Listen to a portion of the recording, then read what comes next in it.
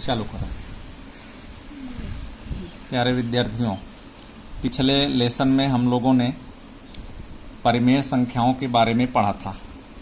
परिमेय संख्या के बारे में बताया था जितनी भी भिन्न की संख्याएं हैं, जैसे 1/2 है, 5/7 है, ये सभी परिमेय संख्या हैं।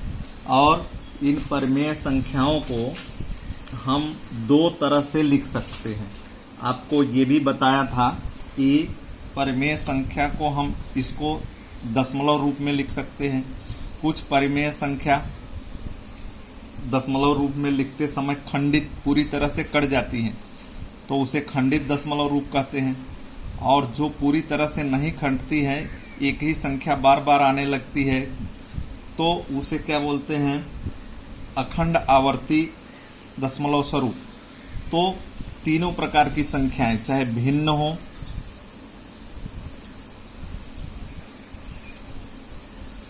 खंडित स्वरूप दशमलव का खंडित स्वरूप,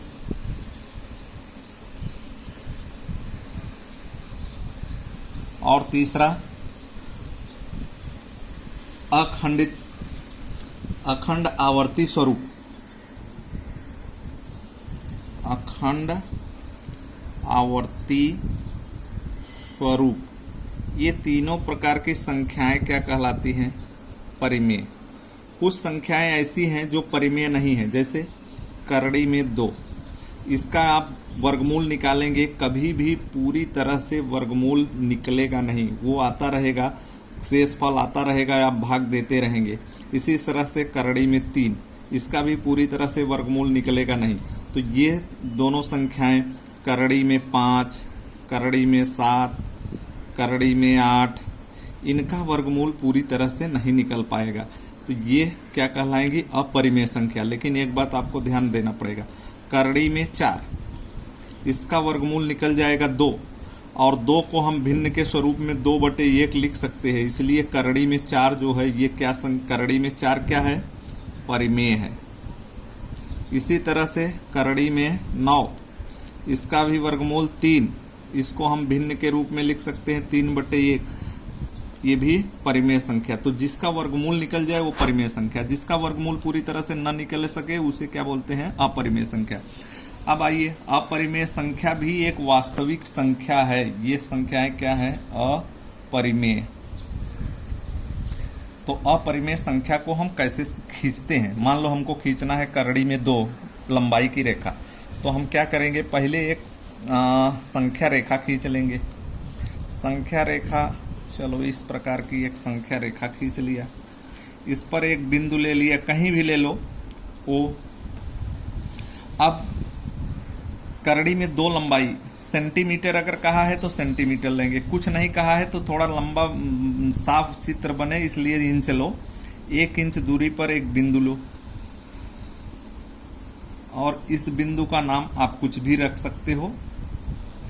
चलो P रख दिया। अब यहां से एक लंब रेखा खींचो। अब वो लंब कितना बड़ा होगा वो अपने अनुसार थोड़ा सा इससे बड़ा होना चाहिए। ये कितना लिए हैं आप? 1 इंच लिए थे इसको, तो इससे प्रकार की सहायता से इसको ऐसा पेंसिल और प्रकार रखिए, इतना माप लीजिए, और यहाँ प्रकार का नोक रखकर एक चाप काटिए। अगर ये लंबाई 1 है तो ये भी लंबाई कितना हो गई? 1।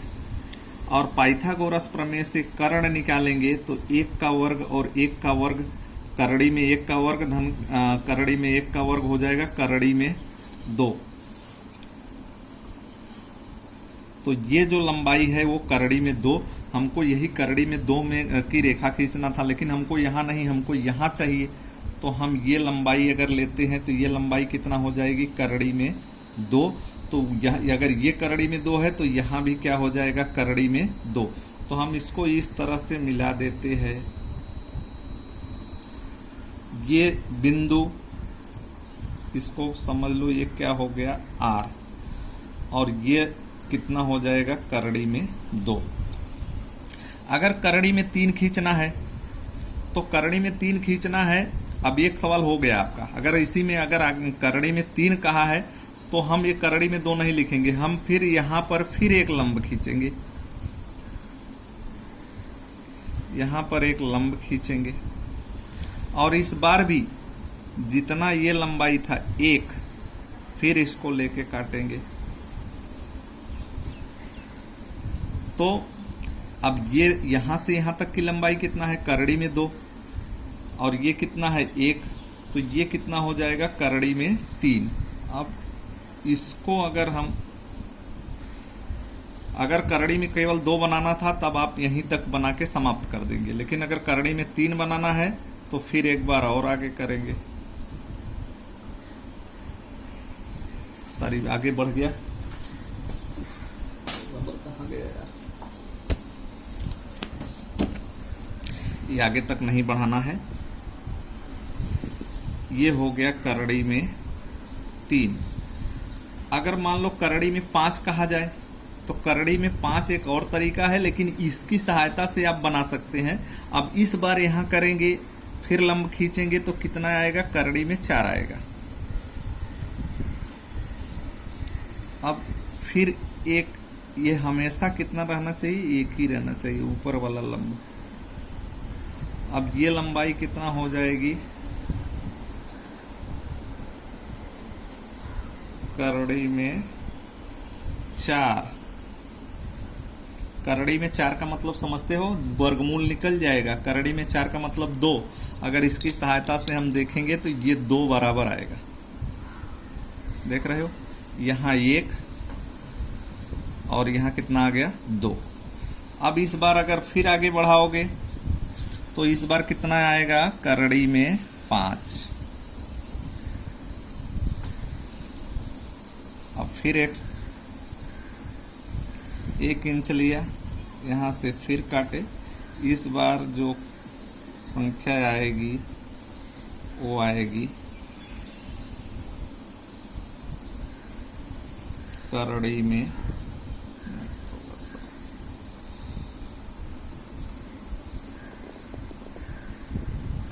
ये आ जाएगा करड़ी में 5। करड़ी में 5 बनाने का एक और तरीका है, एक संख्या रेखा खींचो, करड़ी में 5 मतलब 4 के वर्गमूल से ज़्यादा है और 4 का वर्गमूल होता है कितना, 2। तो आप पहले एक बार वो लो और पहले बार ही 2 सेंटीमीटर दूर पर रेखा, 2 इंच दूर पर रेखा खींचो। यहाँ 1 और यहाँ कितना 2, समझ गए। तो ये 1 और ये 2 और 2 पर एक लंब खींचो।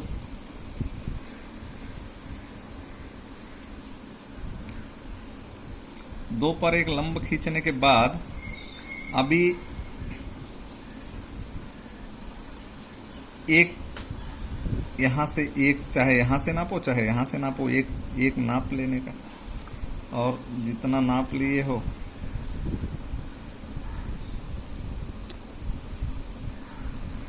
इतना कर दो। अब यहाँ से ये दूरी लो और इसको मिला दोगे, थोड़ा सा,